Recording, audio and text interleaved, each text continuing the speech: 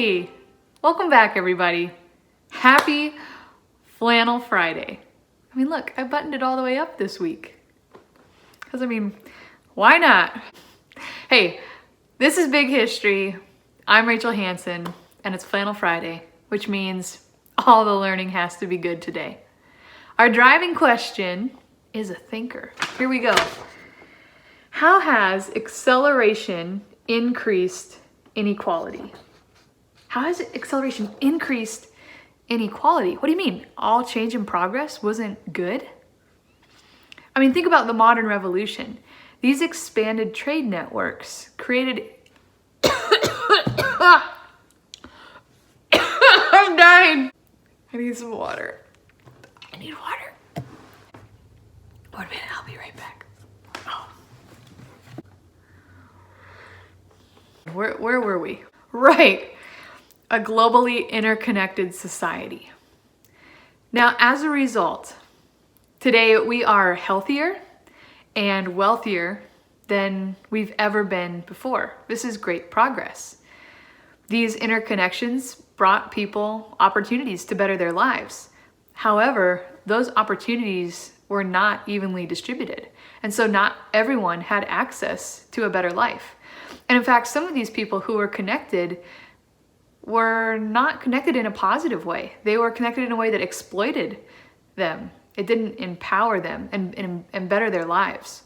So today, there's inequality in the world. Not everyone benefited from this tremendous growth in collective learning. So today, our word of the day is inequality. Inequality is a difference in the size of something, the degree or the circumstances that something exists within. And today, when we talk about inequality, we're going to frame it up in terms of the social and economic gaps that people experience in their access to the kinds of resources and tools that would make their lives better. Because as the world became more interconnected, people that were tapped into these networks were not always benefiting from them. And as a result, it created a very polarized world. Today, for your lesson, you're going to go over to Khan Academy and read an article from David Christian. David Christian. Our cute little pineapple guy. Looking good. My hair keeps getting caught in it. So David Christian wrote a follow-up, part 4, to collective learning.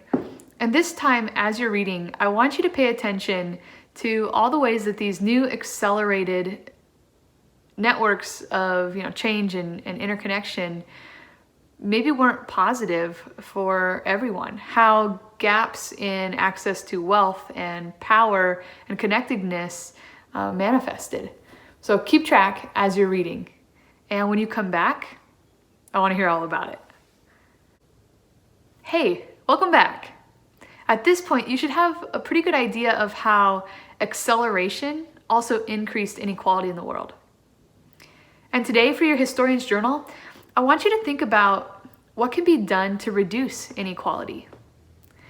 No matter what scale we examine inequality at, it exists, it persists. Whether we look at the local level or we zoom out all the way to the global level, there's inequality everywhere. So for today, I'd like you to look at your own community.